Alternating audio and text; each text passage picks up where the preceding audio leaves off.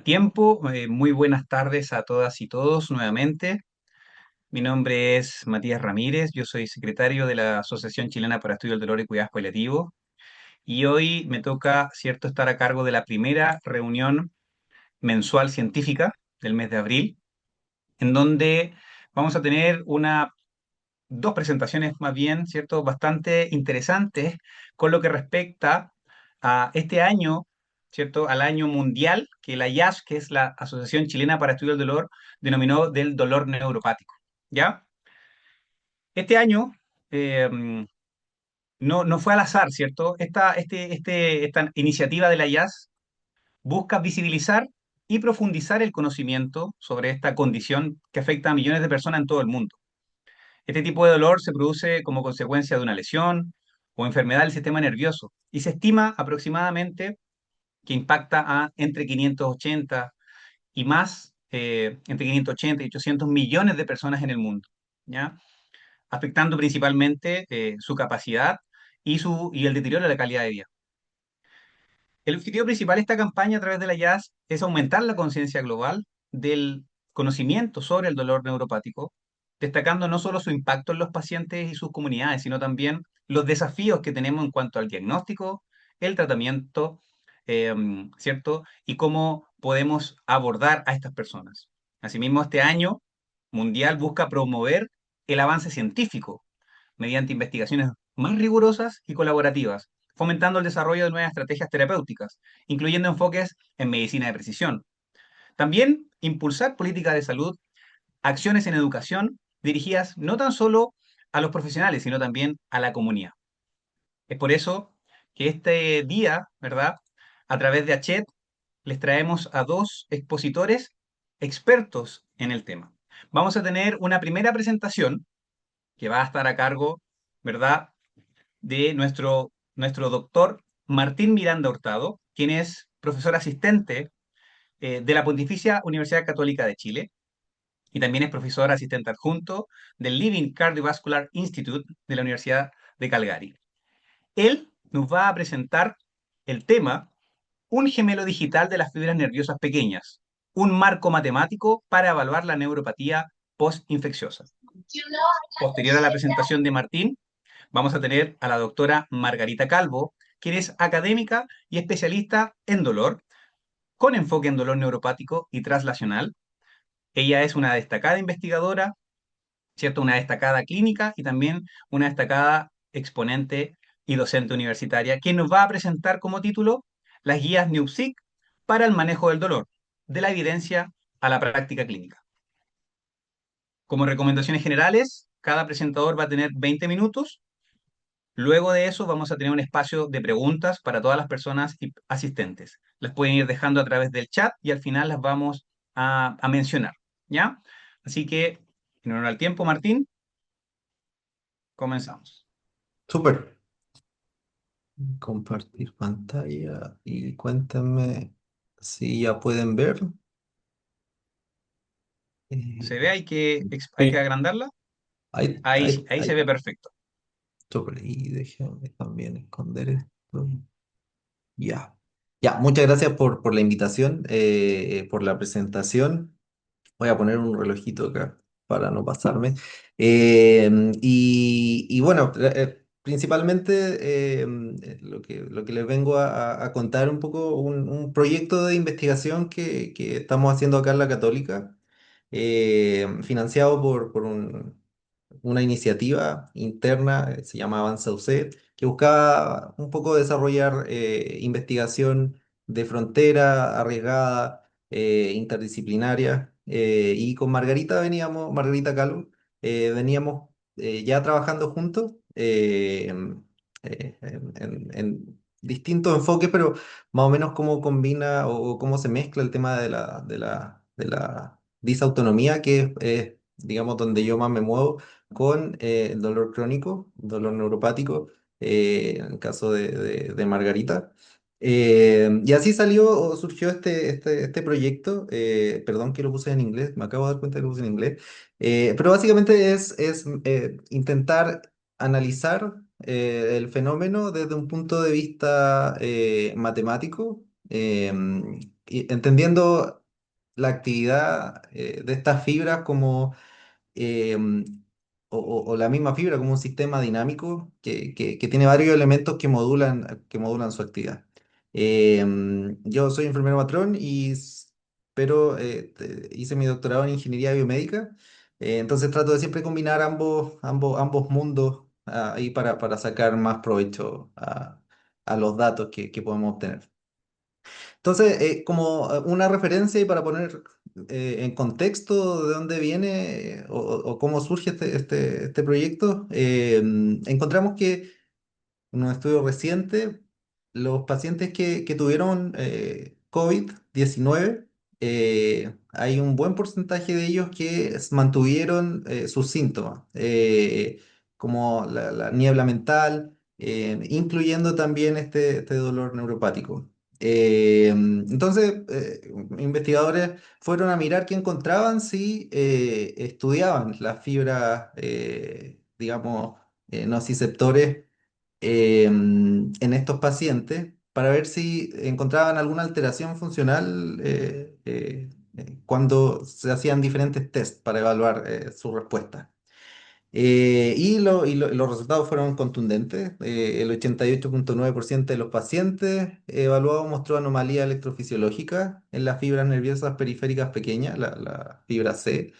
Se destacó una alta tasa de actividad espontánea, ¿cierto? Significa que la fibra que usualmente debería responder a un estímulo, en este caso un estímulo doloroso, se activaba digamos, sin el estímulo, espontáneamente.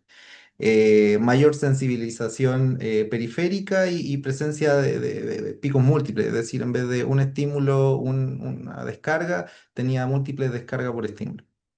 Y también se observó un cambio hacia mayor prevalencia de nociceptores C mecanoinsensibles y un fenómeno bien interesante que era alteraciones opuestas en las velocidades de conducción.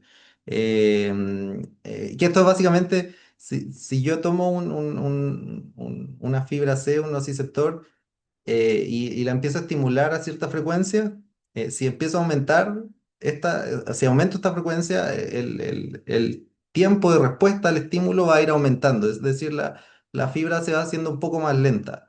Lo que se ha descrito como una especie de adaptación, de autorregulación ante el estímulo doloroso. Y aquí entre los nociceptores mecanoinsensibles mecanosensibles, uno empezaba a hacerse más lento y el otro se empezaba a hacer más rápido de forma opuesta.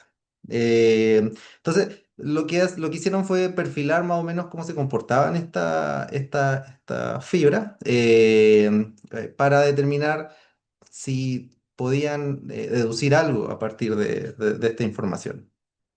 Eh, y, y ahí me quiero quedar con el comportamiento de esta fibra. Porque como les había dicho, si yo empiezo a generar un estímulo, bueno, digamos, a 1 Hz, y empiezo a aumentar la velocidad de este estímulo, eh, eh, con el tiempo la fibra va a empezar a responder más lento, más lento, más lento, más lento, más lento, más lento.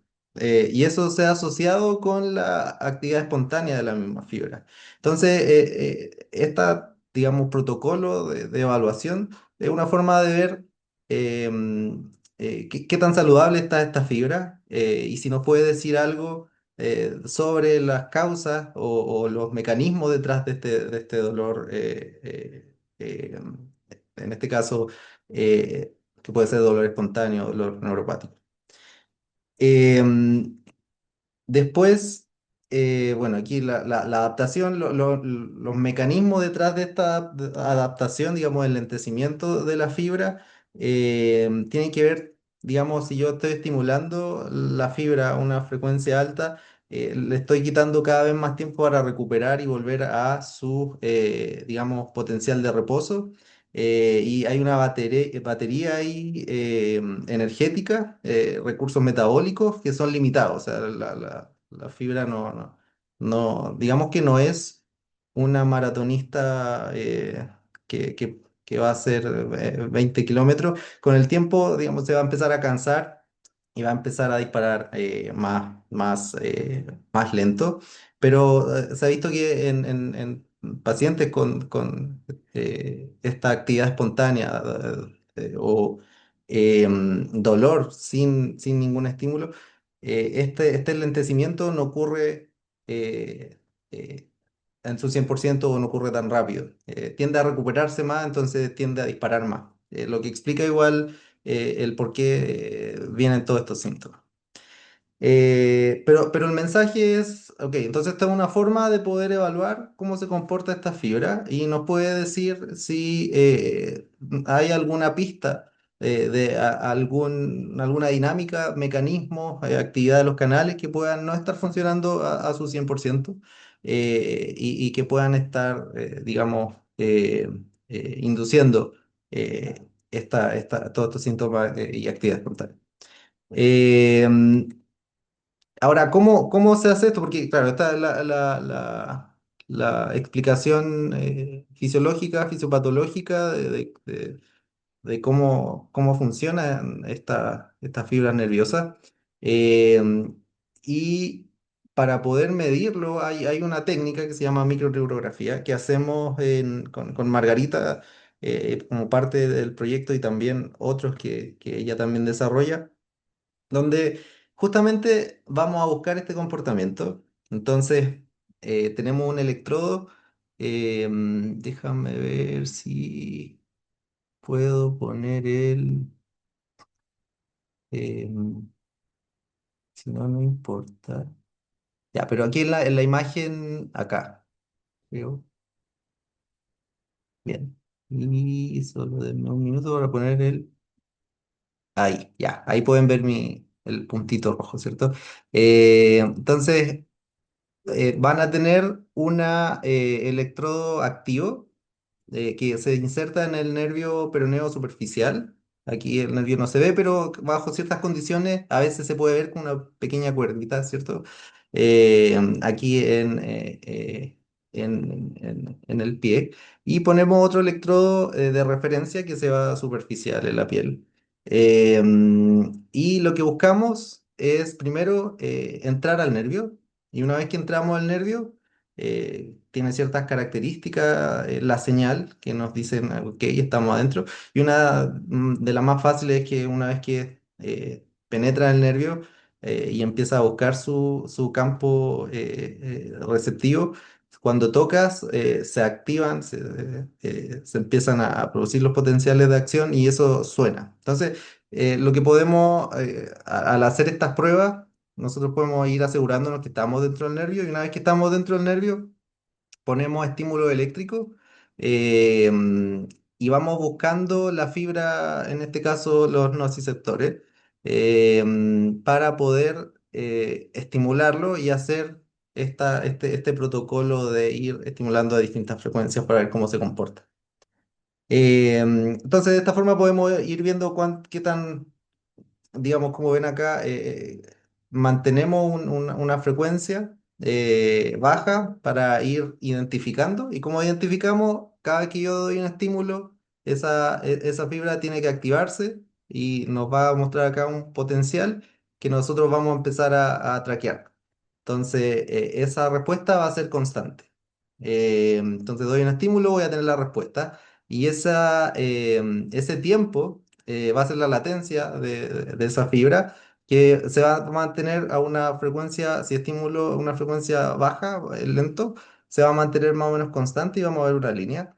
Y en un punto vamos a aumentar esta frecuencia. Y ahí la fibra se va a empezar a enlentecer, enlentecer, enlentecer. Y eso nos va a dar un perfil. Y después vamos a terminar y la fibra va a empezar a volver. Eso te va a dar un perfil que te va a permitir reconocer qué fibra encontraste. Y a partir de eso poder estudiarla. Ya, entonces, eso es más o menos el contexto. Entonces, tenemos el fenómeno que queremos estudiar, tenemos la forma de medir, en este caso una señal nerviosa, Y viene la pregunta de investigación que era, ¿qué alteraciones en la excitabilidad de la membrana de la fibra C explican la difusión nerviosa periférica observada en la neuropatía dolorosa asociada a COVID prolongado? Poco larga, pero básicamente es qué ocurre dentro de la fibra nerviosa que produce esta inestabilidad que termina en la actividad espontánea, que no se enlentezca como debiese, etcétera. El problema de esto es que si podemos medir, sí, pero lo que no podemos ver es qué ocurre a nivel, digamos, microscópico con estos canales, porque se van a estar abriendo canales de sodio y potasio y va a empezar una dinámica de entrada y salida de iones. Entonces, una de las formas que tenemos para hacer o evaluar esto es a través de un modelo matemático. Entonces, el modelo es una representación simplificada de un fenómeno. En este caso, nosotros queremos ver cómo cambia el potencial de la membrana eh, y vamos, cómo uno tiende a hacer esto. Primero simplifica el problema, porque hoy es un problema complejo, pero lo empiezo a separar. Primero la estructura principal, digamos, que podría ser el axón, y si ahora lo empiezo a separar en pequeñas cajitas o áreas, secciones, empiezo a ver que hay cierta distribución de canales. Y esos canales no son más que, digamos, llaves de paso para ciertas iones, donde van a haber flujos de entrada y flujos de salida. Yo eso lo puedo llevar a una ecuación matemática, que son ecuaciones diferenciales, donde ya no, como son las ecuaciones algebraicas, yo no voy a buscar digamos, un x como un número, como encuentre la x, el x es igual a 5, sino que ahora el resultado de esto va a ser una función matemática. Y esa función, como ven acá, me va a dar o me va a permitir estimar o predecir la dinámica del sistema, o sea, cómo se va a comportar en el tiempo. Em, a partir de esto yo puedo sacar o puedo empezar a hacer un análisis que me permita evaluar ciertos parámetros para encontrar marcadores fisiológicos que me permitan, por ejemplo, identificar una fibra o marcadores de enfermedad en cierta condición. En este caso, lo que nosotros queremos entender qué falla dentro de esta maquinaria, digamos, de canales y iones, que hace que la célula, después de que se haya infectado con el virus, empiece a funcionar mal.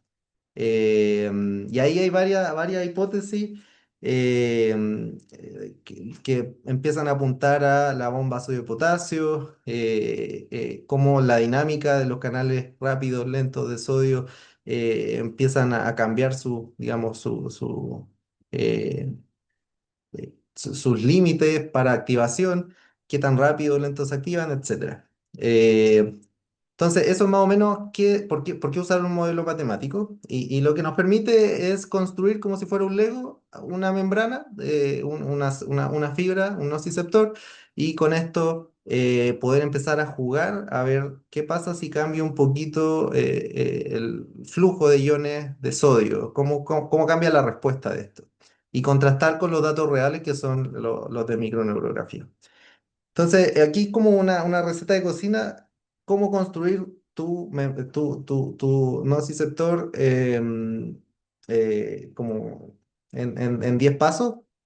Lo primero tienes que simplificar el problema. Y eso significa, en vez de hacer una fibra con todas sus ramas en los axones, solamente asumimos que tenemos, digamos, una dendrita que es la que está más superficial y hacia, digamos, más proximal voy a tener el axón, digamos, padre, que va a llevar la información hacia el sistema nervioso central.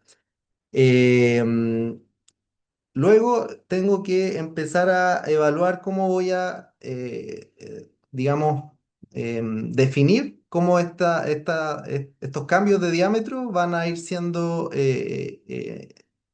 considerados en términos matemáticos, básicamente, ¿cierto? Entonces y también junto con eso tengo que ir a evaluar la diferencia en la temperatura, o sea, cómo cambia la temperatura entre más hacia superficial, hacia más proximal. ¿Cierto? Una vez que defino eso es como la carcasa.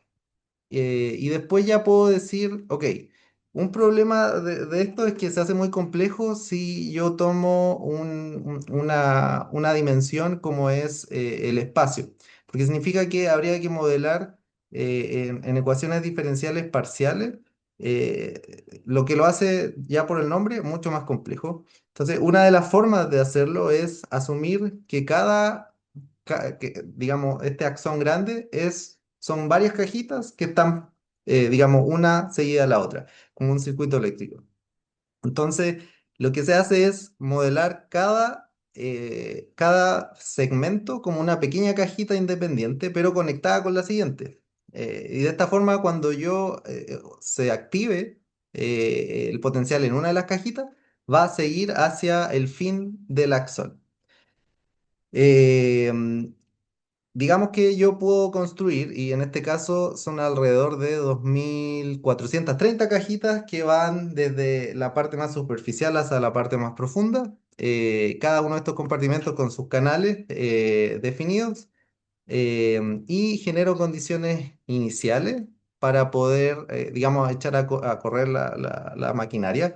Entre ellas la longitud, cómo van cambiando el diámetro, la capacitancia de la membrana, la resistencia interna, básicamente es qué tan fácil van a entrar o salir los iones, las condiciones iniciales de los iones, que eso lo podemos sacar de la literatura, y dónde va a terminar y empezar el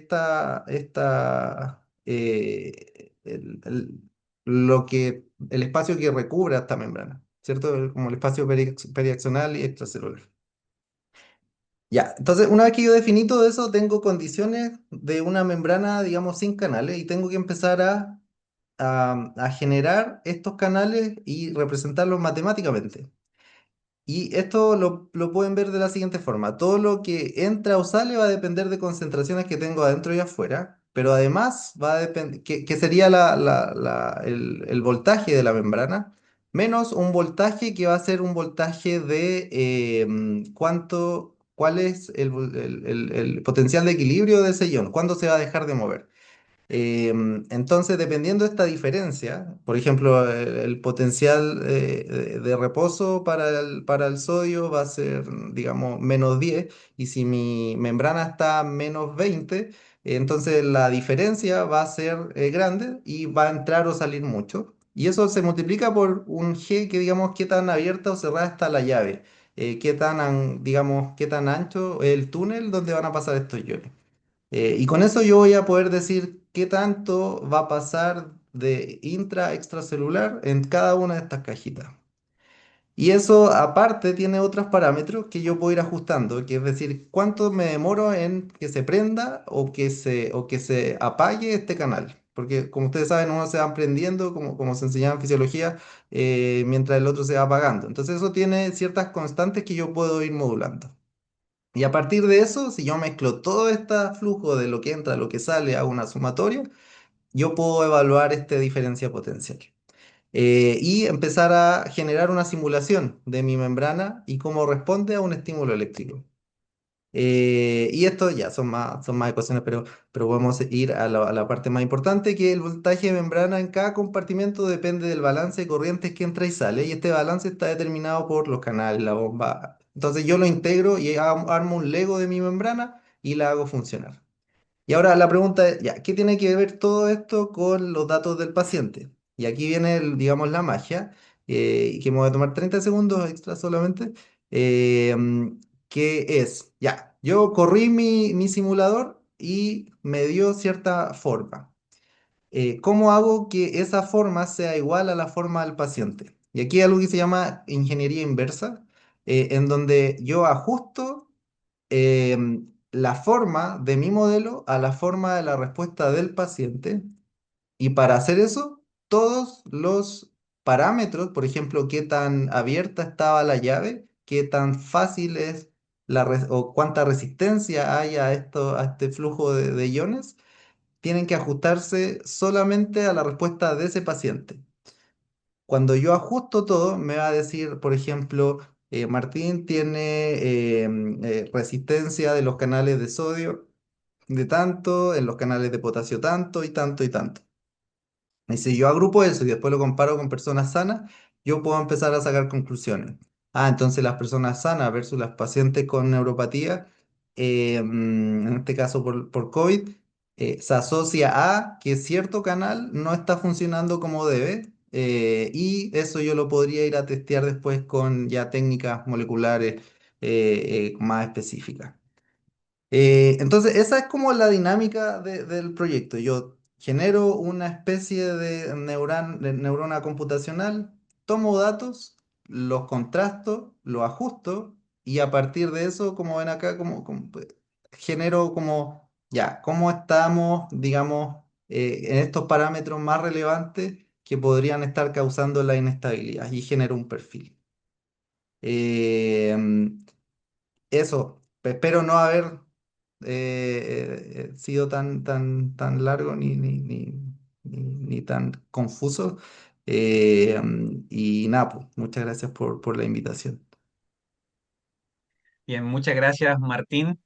La verdad es que parece que se complejiza un poco el cómo abordar una atrofia, ¿cierto? En una neurona. Como bien, como sería muy fácil explicarlo, pero parece que con estos modelos no es tan sencillo. Así que eso un poco también era Una lucha el constante. poder transmitir, ¿cierto? Que cuando uno habla de dolor neuropático, no es tan solo que hay este daño en el sistema nervioso central, sino que aparentemente hay cosas más específicas que hay que ir abordando e ir investigando. Así que muchas gracias. En honor al tiempo, vamos a comenzar. Ya está con nosotros la doctora Margarita Calvo. Así que, Margarita, todo suyo el escenario. Muchas gracias, Matías. A ver, puedo compartir ahí, creo. Ahí se ve, Pero no, hay que agrandar. Ahí se ve ahí sí, perfecto. Sí. súper. Ya, muchas gracias por la invitación. Gracias, Martín, también por habernos contado todo esto. Espero, tengo hijos chicos, hay uno que está medio, ojalá que no interrumpa. Mi idea hoy día es contarles un poco de las guías de farmacoterapia y neuromodulación no invasiva para el manejo, para el dolor neuropático, y contarles un poco esta guía o revisión sistemática, metaanálisis y finalmente guía que se publicó el año pasado en el Lancet Neurology. Em, yo ahí les cuento, soy uno de los autores, por eso que estoy aquí presentando, pero soy uno de varios. Em, Esto no sé por qué hacer una raya ahí, pero bueno, primero contarle un poco cómo se hicieron estas guías, cómo lo hicimos. Entonces, primero es una revisión sistemática de metaanálisis en que de método se ocupa, esperen, antes decirles que esta revisión y estas guías se habían hecho hace 10 años atrás, el 2019, y esta era una revisión, una actualización de esas guías 10 años después. Perdón, no se va el chiquitito. Ya, entonces el criterio de inclusión fue todos los ensayos clínicos randomizados, doble ciego y que tengan control por placebo. Ese fue uno de los criterios de inclusión para poder ver los ensayos. Em, Tienen que haber sido un diseño paralelo o un crossover, ¿cierto?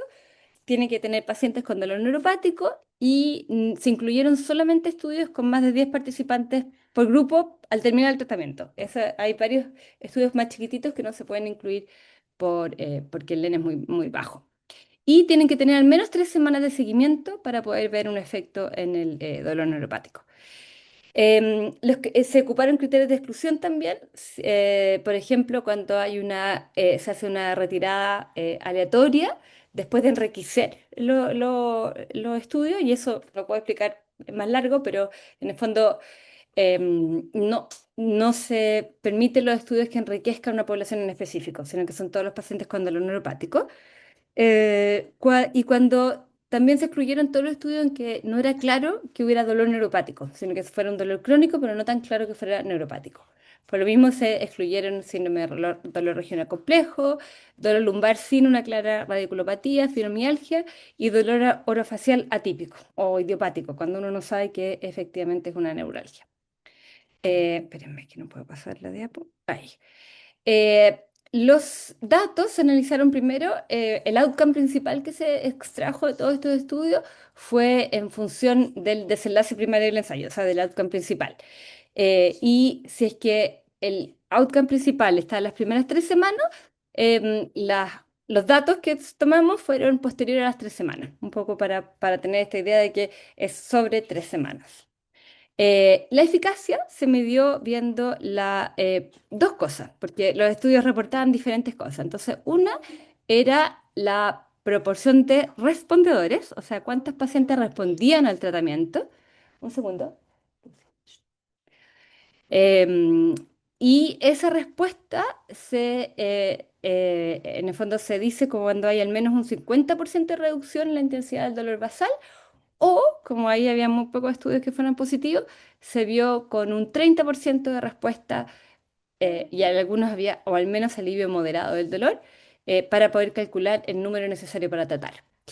Y había otros estudios que no tenían como outcome la cantidad de respondedores, entonces tenían de outcome el resultado continuo del dolor. Entonces se veía el outcome como diferencia de las medias, pre y post tratamiento.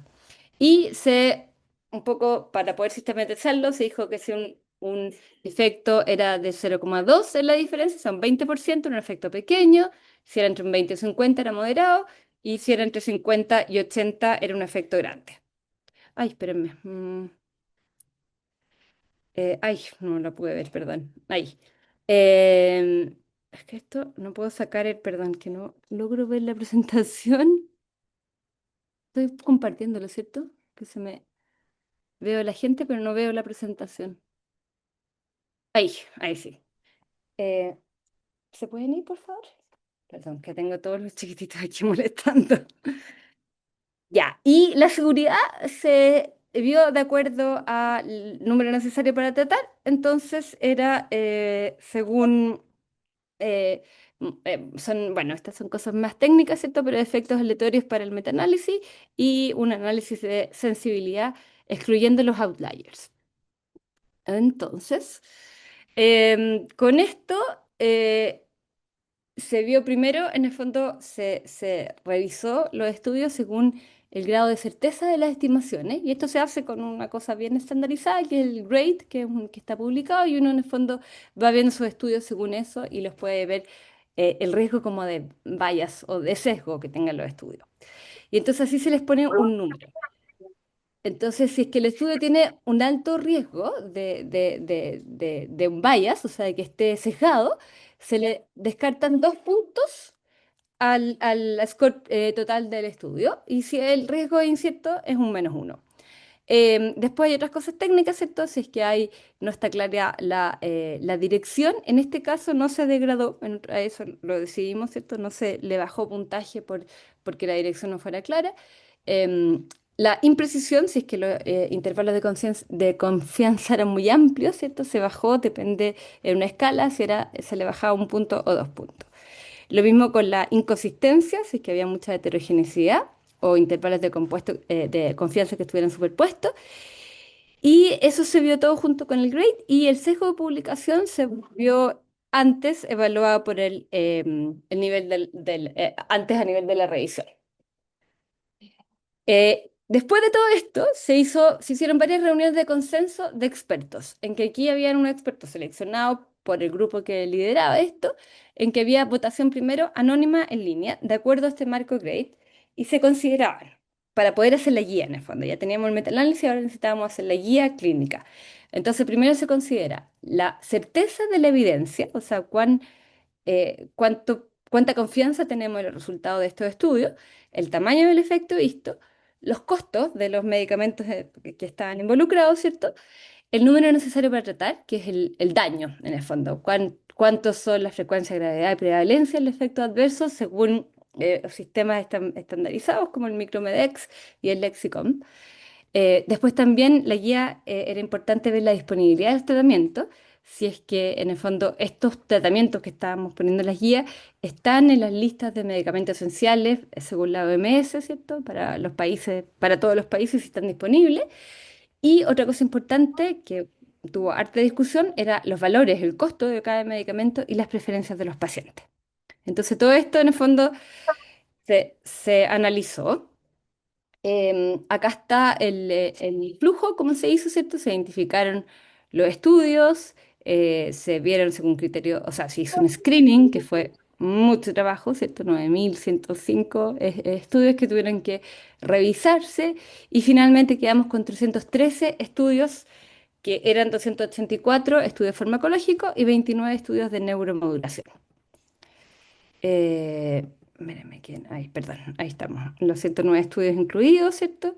Y finalmente, ay, no puedo pasar la diapo. Bueno, y básicamente estos estudios son más de 40.000 participantes en total.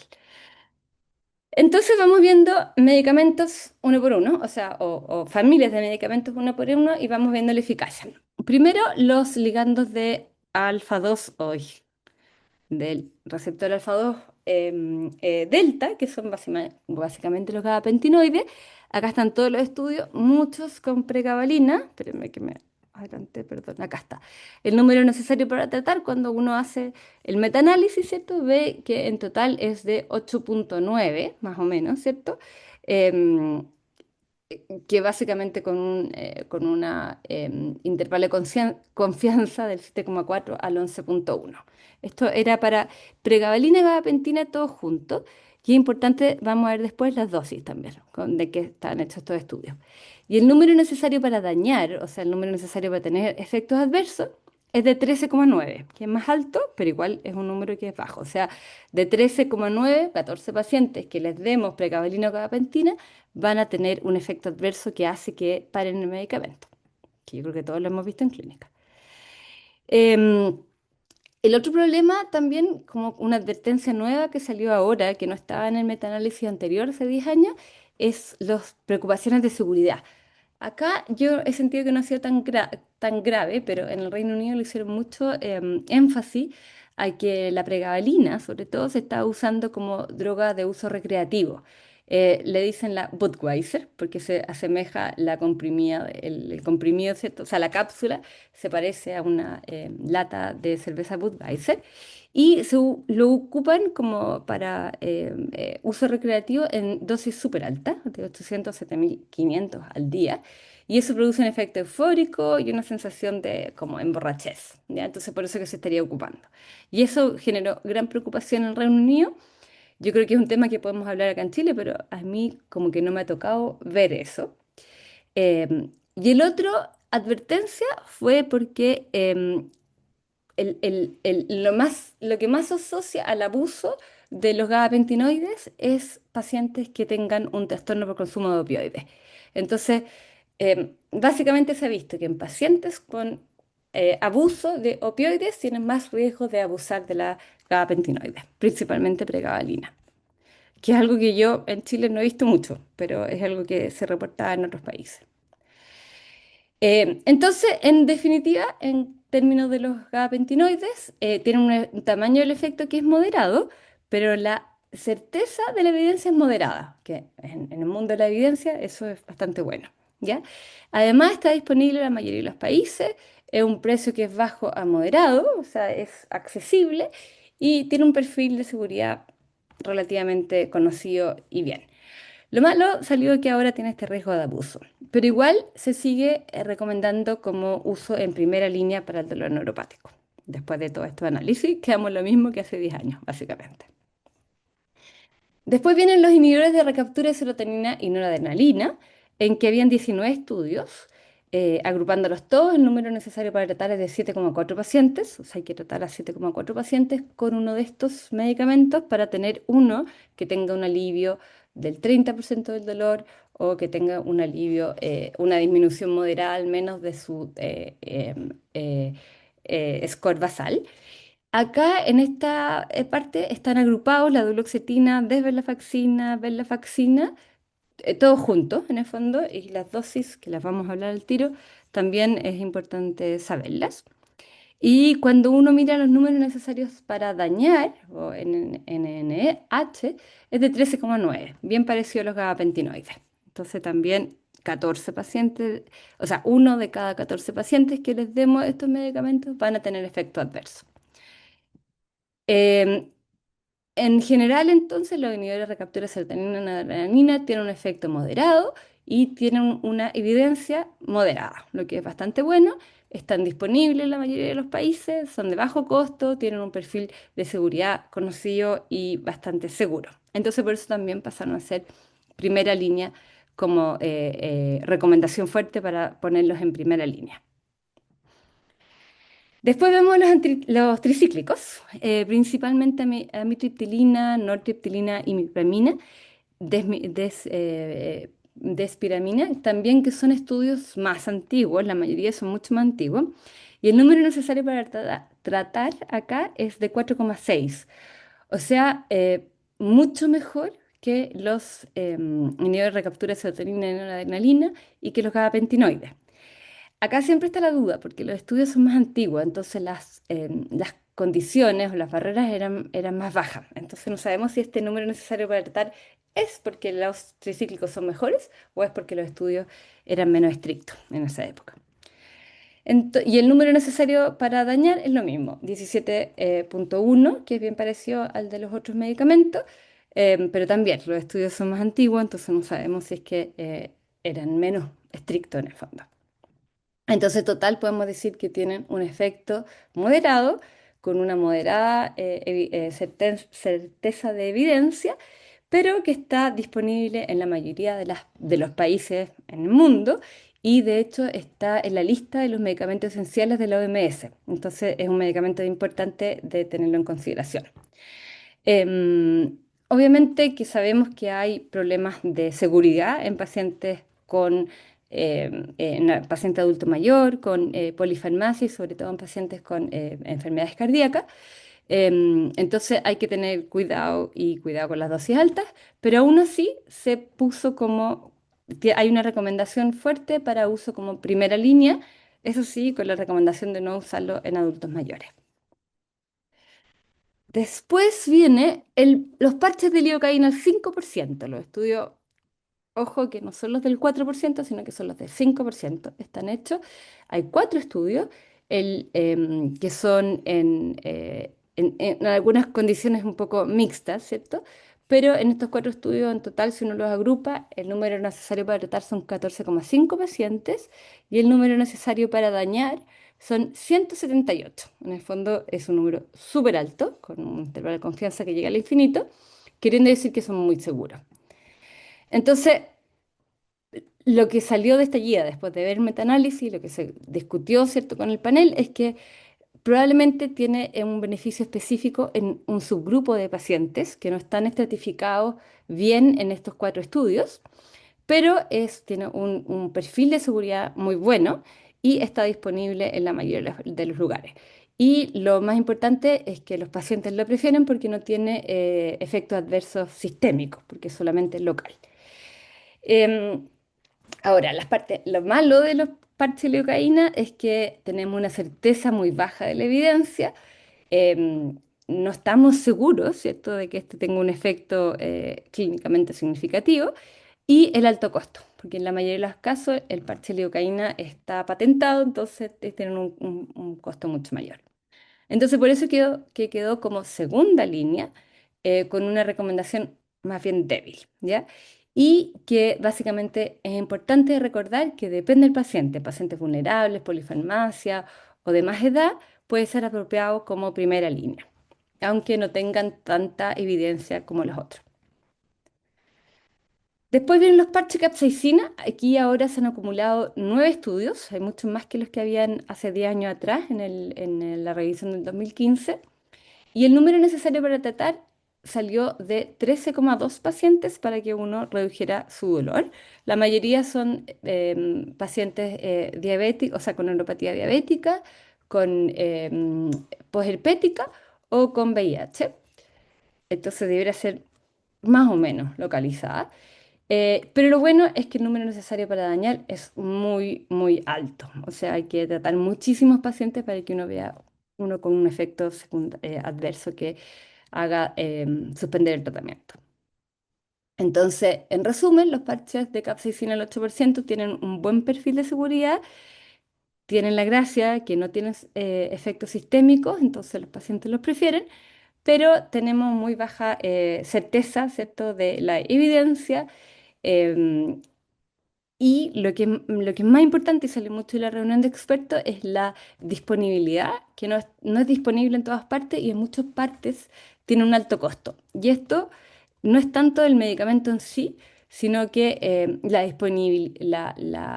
que el paciente puede acceder al medicamento. En muchos lugares tiene un alto costo porque tienen que ser pacientes, tienen que hospitalizar al paciente para ponerle el parche de capsaicina y eso tiene un costo asociado que es mucho más alto que el medicamento en sí mismo. Entonces ahí hubo mucha discusión en torno a cómo recomendarlo.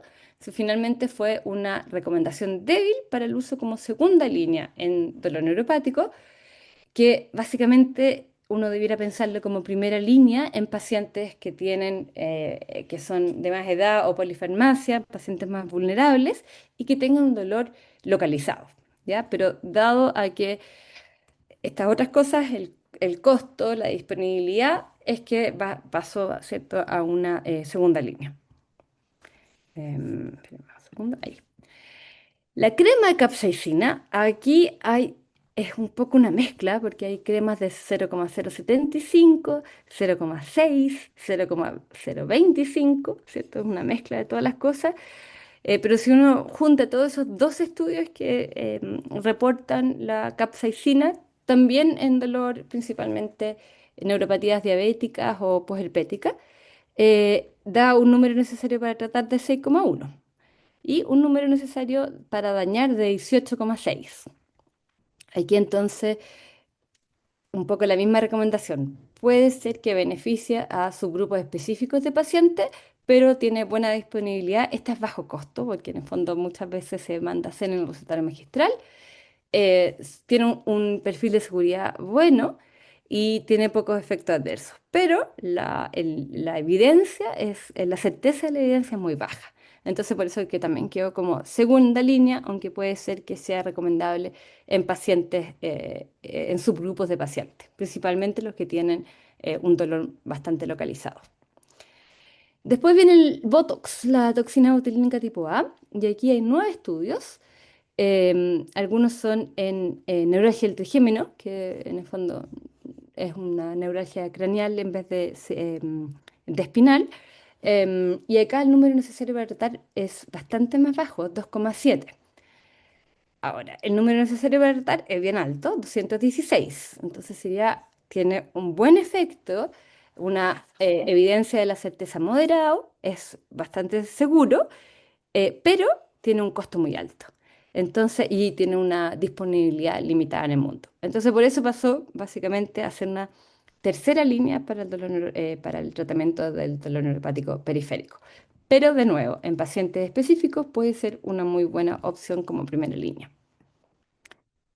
Después vienen los opioides, y aquí se incluyeron todos juntos. Está la oxicodona, el tapentadol, la buprenorfina, morfina, otro que con un número, ¿cierto? Que es un estudio de fase clínica, metadona, el oxycontin, etcétera. Todos se pusieron juntos para el tratamiento del dolor neuropático y se encontró un número necesario para tratar de 5,9, o sea, 6 pacientes para que uno tenga el efecto y un número necesario para tratar de 15,4, que tampoco es tan malo. Entonces, la evidencia nos dice que tienen un efecto grande, están disponibles en la mayoría de las partes, el costo es moderado, pero tienen esto que en el fondo que es lo más problemático de los opioides, que es el riesgo de abuso y de abuso y sobreuso, ¿cierto? Entonces, por eso pasan a ser tercera línea solamente en pacientes seleccionados, que hemos visto que no respondan a otros tratamientos y en que el tratamiento sea acotado, que tenga una duración corta, que se sepa el inicio y el fin y también aquí es súper importante hacer un análisis hay distintos test de screening, ¿cierto? De ver cuáles van a ser los pacientes que van a tener más riesgo de abuso y eso no incluirlos en el tratamiento con opioides. Y esto es nuevo, esto en la revisión del 2015 no está incluido, que es la estimulación repetitiva magnética transcranial, o el RTMS, en que esta vez había mucho más estudios, de buena calidad, en que habían con placebo, ¿cierto? Que eran todos los criterios de inclusión para que los estudios pudieran entrar al metaanálisis, con 3 semanas de seguimiento, etcétera. Y juntando los 14 estudios se encontró un número necesario para tratar de 5,9, con un número necesario para dañar de 651, o sea, súper alto. Entonces, por primera vez, en el fondo agrupando y haciendo esta metaanálisis, podemos ver que tienen un efecto grande, un buen perfil de seguridad y no tienen un efecto sistémico, que es algo que los pacientes generalmente quieren. El problema es que la evidencia todavía sigue siendo, ¿cierto?, un poco baja, son estos últimos estudios nada más, y la disponibilidad es el mayor problema, que hay poca disponibilidad y es de muy alto costo. Entonces, por eso pasa a tercera línea en pacientes seleccionados, pero podría, por primera vez, está dentro de las guías recomendables para el tratamiento de dolor neuropático. Em, y estos son los medicamentos que se revisaron y que salieron inconclusos, o sea, que no sabemos y que no quedaron en la guía porque no había suficientes datos para poder incluirlos como que fueran eficientes o que los daños fueran más grandes.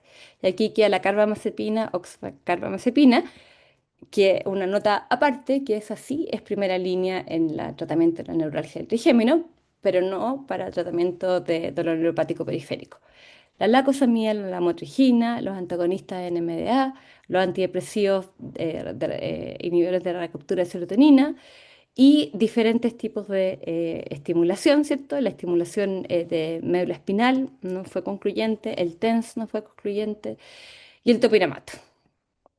Y los que hay recomendación en contra, con la evidencia disponible al momento, yo sé que esto es bien controversial, pero con la evidencia que tenemos al momento, hay evidencia en contra de usar cannabinoides, ácido valproico, levetiracetam y la metilxantina, ya que la metilxantina puede ser recomendable en cierto subgrupo de pacientes con dolor neuropático periférico que sean los que tengan una eritromialgia hereditaria, o sea, que tengan una canalopatía de los canales de sodio.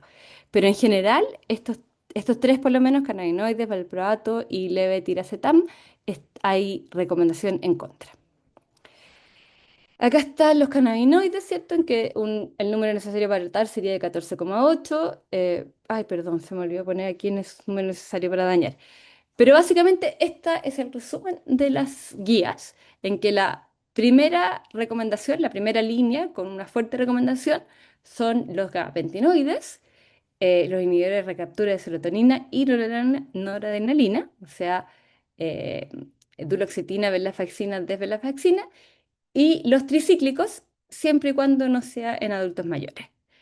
Recomendación más débil, como segunda línea, ¿cierto? Por eso, porque es más débil, es para los parches de lidocaína al 5%, los parches de capsaicina al 8% y la crema de capsaicina. Y esto es importante recordar que pueden ser primera línea en pacientes específicos, en el fondo. Y de tercera línea estaría en la toxina botulínica tipo A, que puede ser muy lo mismo que los otros, ¿cierto? Apropiada en cierto subgrupo de pacientes. Y por primera vez aparecen, ¿cierto? Como recomendación débil, pero igual aparecen en tercera línea el RTMS. Y aquí es bien particular porque depende del estudio. Hay unos que hacen esta estimulación en corteza sensorial, en corteza motora, en distintas partes. Y los que tienen recomendación, los que tienen evidencia, es solamente cuando van a hacer la estimulación en la corteza motora, en M1. ¿Ya? Y hay un protocolo que en el fondo es bien específico del que tiene evidencia que tiene un beneficio en dolor neuropático. Y también por primera vez se incluyeron los opioides, que antes siempre se habían excluido de las guías de dolor neuropático, pero básicamente, sobre todo el tramadol, que es el que más evidencia tiene, hay evidencia de que es beneficioso, aunque con mucho cuidado y en un grupo seleccionado de pacientes que tengan menos riesgo a la adicción, que es el problema específico que tiene. Entonces, bueno, después de hacer el metaanálisis, toda esta revisión, ¿cierto? En que estuvo involucrada muchísima gente, de revisar todos los estudios, Después nos juntamos en el aeropuerto de París, en un hotel del aeropuerto, en que nos juntamos gente de distintas partes del mundo para poder hacer este consenso. Y se revisó uno por uno y se fue viendo no solamente la evidencia, sino que también los costos, la disponibilidad en los distintos lugares, etcétera, y con eso se llegó a estas recomendaciones. Em, Eso, perdón si fui demasiado rápido. Eso, muchas gracias, Margarita, por la presentación completo, actualizado y tal vez con algunas preguntas, ¿cierto? Me Y ese es el imagino. espacio que vamos a otorgar ahora un par de minutos. Si hay alguien de los asistentes, ¿verdad?, que quiera hacer alguna pregunta al chat o directamente a su micrófono, puede hacerlo ahora. Por favor, no me dejen solo en esto. Si Aprovecho de no, voy pedir a, disculpas por el sonido de la casa. si no, voy a romper el hielo yo. Así que, y en ese contexto, dentro del análisis de Martín, yo quería hacerle una pregunta un poquito tal vez más simple, ¿cierto? Y en ese contexto, ¿por qué es importante, Martín, la realización de estos estudios, de estos modelos, ¿cierto? Que uno de repente los ve como bien alejados o muy desde el punto de vista investigativo. Eh, Sin embargo, por la presentación que nos presentó, parece ser bastante relevante para poder identificar ciertos futuros tratamientos. Yo me imaginaba cuando comentaba eso de ir analizando las zonas de activación y desactivación, básicamente un fármaco muy dirigido al momento de la activación, o sea, una cuestión muy, como se dice, cierto, una bola muy grande. ¿Qué nos puede comentar en ese aspecto, Martín? Sí, no, gracias por la pregunta. Como todo método de estudio, los modelos tienen sus pros y sus contras, pero uno de sus grandes pros, diría yo, es en términos de costos y en términos de factibilidad de poder llevar a cabo ciertos protocolos que uno no podría hacer por ética, por ejemplo, tal vez en humanos o en animales. Eh, Al generar tú el modelo, como le pusimos el nombre, igual para sonar impactante como gemelo digital, lo que tú tienes es una aproximación de la fibra en términos computacionales a la cual tú le puedes hacer lo que tú quieras.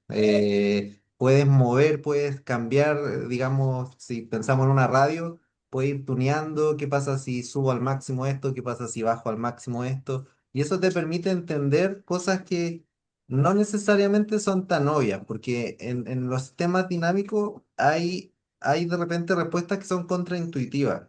Y tú pensáis, ah, mira, si yo dejo en cero, no sé, el flujo de cierto canal, va a ocurrir esto y de repente la dinámica cuando se integra, la respuesta no es lo que esperaba y con eso tú vas aprendiendo como insight fisiológico. Y por otro lado, hablando de medicina de precisión, tú puedes llevar los datos de un solo paciente y ajustarlo y poder entender un poco mejor lo que le pasa a ese paciente en particular. Yo diría que esas son como los grandes ventajas de llevar esto digamos, a la práctica, que es siempre la ambición. ¿Ah? Muchas gracias. Qué interesante ese último mensaje, ¿verdad? De ajustar el tratamiento al paciente. Creo que ese es el camino, ¿verdad?, hacia donde debiésemos avanzar. Muchas gracias, Martín. Apareció una pregunta, ¿cierto? Hermes Abreu, fisiatra, de la Patagonia, comenta. Esta es una pregunta para la doctora Calvo. ¿Cuáles son los inhibidores selectivos de la recaptación de noradrenalina y serotonina? ¿Son los más recomendados, doctora? ¿Y a qué dosis? Mil disculpas, fue muy rápido porque trataba de acortar el tiempo, ¿cierto? Entonces se me olvidó decirlo de las dosis. Pero los estudios están, la mayoría están hechos. Duloxetina, venlafaxina y desvenlafaxina. Esos son los que están más estudiados. La duloxetina yo creo que es la que tiene más estudios.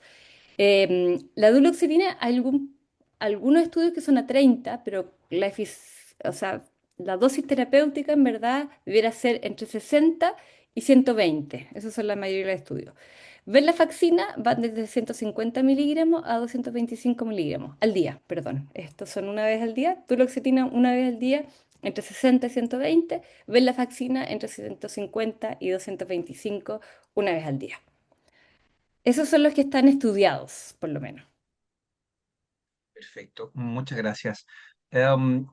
Acá apareció, a ver, una pregunta más para la doctora Calvo.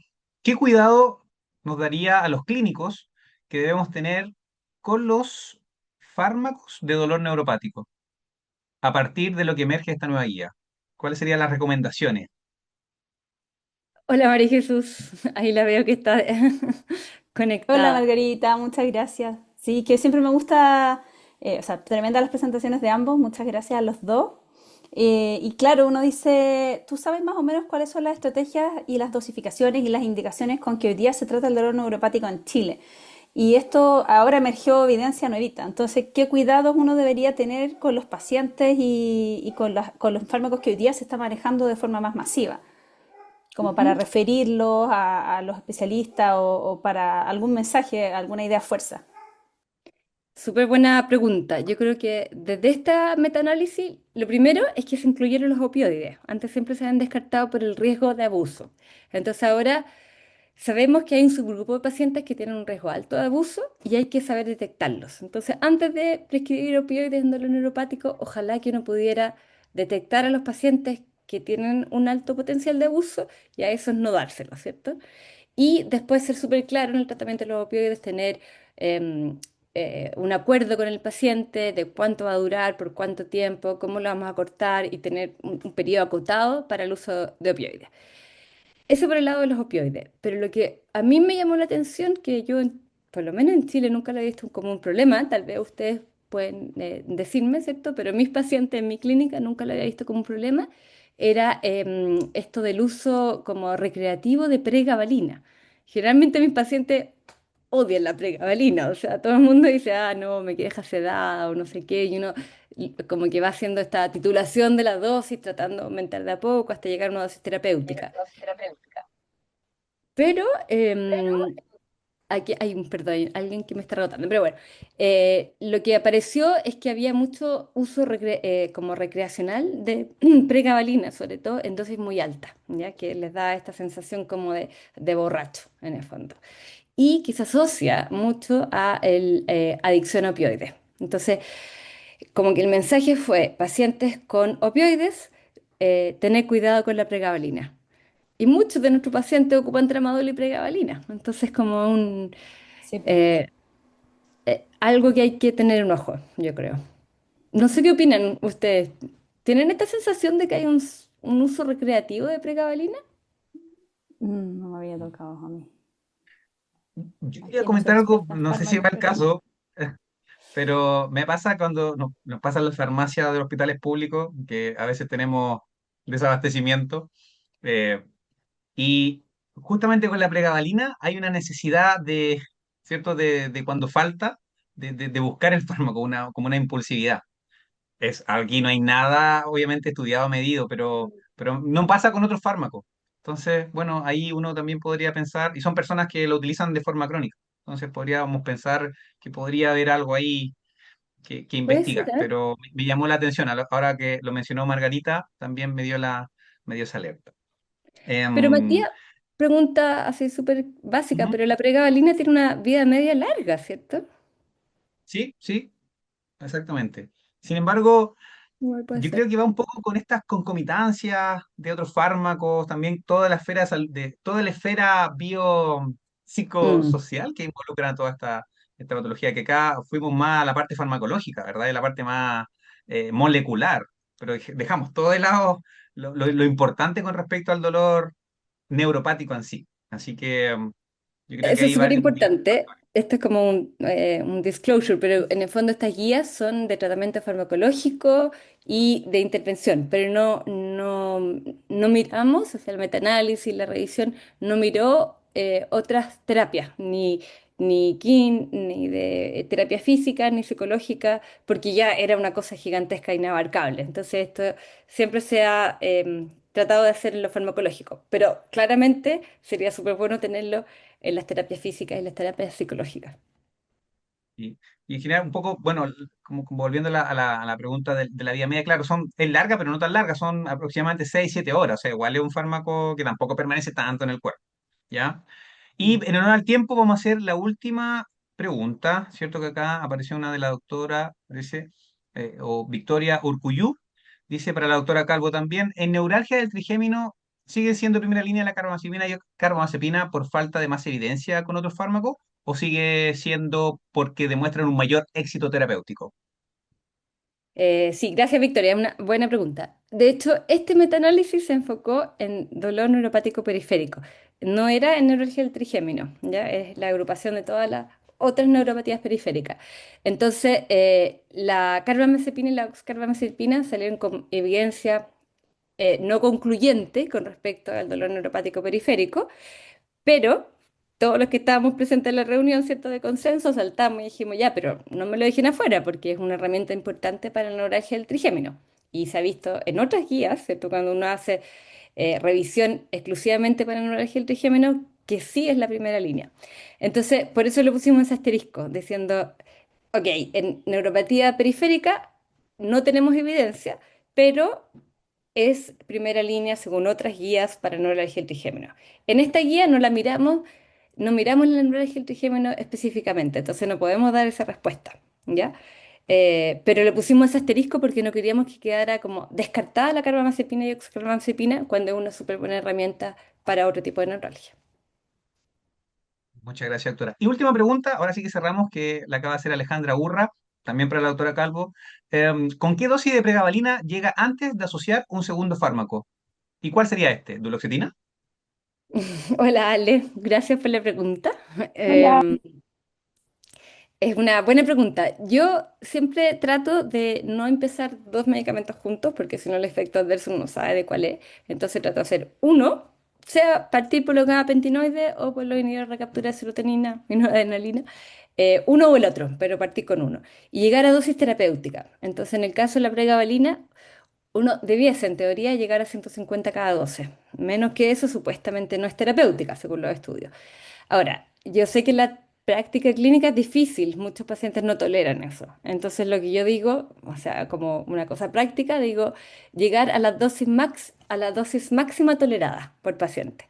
Llego a esa dosis, en el fondo en que el paciente lo sube y ya anda somni y no puede andar, entonces lo bajamos. Se supone que es cada 12, pero en algunos pacientes uno tiene que arreglarlo y lo deja solamente en la noche, o una dosis chiquitita en la mañana y una dosis más alta en la noche, ¿cierto? Tiene que tratar de llegar a la dosis máxima tolerada por ese paciente como uno lo logre. Y de ahí empieza con el otro medicamento de la otra familia. Entonces, ya sea duloxetina, venlafaxina. Yo elijo venlafaxina, pero no sé, eso es súper particular mío, no de la guía, ¿cierto? Pero la venlafaxina un poco más en pacientes con más depresión, la elijo sobre la duloxetina, pero es una cosa claramente no basada en la evidencia. Y Gracias, entonces, Margarita. eso, vale. Y, y otra Llegar pregunta hasta la de dosis max, la hasta la dosis terapéutica y de ahí pasarse al otro.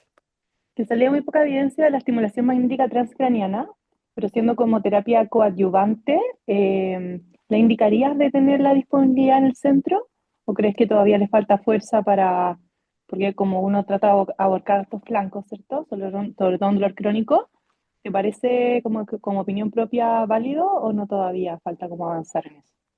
No, yo creo que ya hay harto estudio y los estudios son de buena calidad, entonces por eso que esta vez se incluyeron en la guía. Imagínate que hubo mucha presión de las sociedades sobre todo de los que venden estos, ¿cierto? Los estimuladores de médula espinal, pero los estudios no eran buenos como los de la estimulación transcraniana. Entonces la evidencia, sí, siendo súper objetivo, la evidencia es buena, y yo creo que ya podríamos prescribirlo. Me ha pasado que es Súper. difícil porque hay pocos lugares en Chile donde lo hagan. Hay un lugar donde estoy mandando a algunos pacientes que son refractarios a tratamiento, que uno dice, bueno, no tengo idea cuánto les va a costar tampoco, pero lo que hemos tratado es de alinearnos con el centro para prescribir esa dosis, a esa frecuencia, con ese estimulador, ¿cierto?, en corteza motora. Y eso es súper raro porque uno pensaría que la corteza sensorial es la que va a tener un beneficio, pero la corteza sensorial, la estimulación de la corteza sensorial no sirve de nada y la corteza motora Mm. sí sirve. No tenemos idea por qué. Pero entonces hay que ser súper específico si es que uno manda a algún paciente a que sea ese tipo de estimulación con ese como protocolo estándar, en el fondo. Bien. Súper. Gracias. Muchas gracias. Antes de hacer el cierre, voy a compartir pantalla para mostrar dos cositas solamente. Coméntenme ahí si se ve mi presentación. Sí, se ve. María Jesús. Sí, bueno. Bueno, agradecerles a todos los asistentes, comentarles, ¿cierto?, que lo invitamos también a todos a hacerse socias y socios de Hachet CP. Tenemos un libro que fue lanzado a principios de este año, ¿verdad?, que es 25 preguntas clave en dolor crónico no oncológico, disponible para todas y todos, gratuito. Y además contarles que como Hachet tenemos bastantes, o sea, tenemos varias actividades. No sé por qué no me avanza.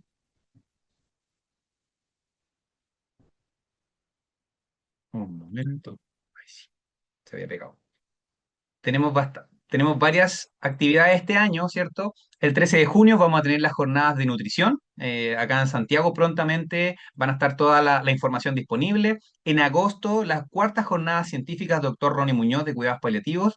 En octubre, la tercera jornada de salud mental en Santiago. En noviembre 2021, la quinta jornada científica de dolor crónico no oncológico, que va a ser en Temuco. Y el 4 de diciembre va a ser la 12ª jornada de formación de unidades de dolor crónico no oncológico en Santiago. ¿Ya?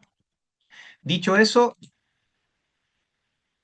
ahora sí, nuevamente muchas gracias, doctora Calvo, Margarita, Martín, por su presentación. La verdad es que quedamos con mucha necesidad, ¿verdad?, de saber más. Así que le agradezco de todo corazón a nombre de Achet, a nombre del equipo, por sus presentaciones. Gracias, mil gracias. Palabras al cierre, Martín. No, feliz de que me hayan invitado, muchas gracias y nada, pues ahí le estaré contando qué encontramos en los resultados que obtenemos. Muchas gracias, doctora Calvo. Muchas gracias y disculpen por los ruidos e interferencias que hubieron por acá y por lo rápido de la presentación. De repente pensé que había hablado demasiado rápido. Pero bueno, si tienen preguntas, obvio que me pueden escribir al mail. Muchas gracias. Perfecto. Muchas gracias. Damos por finalizada la reunión. Que tengan feliz tarde.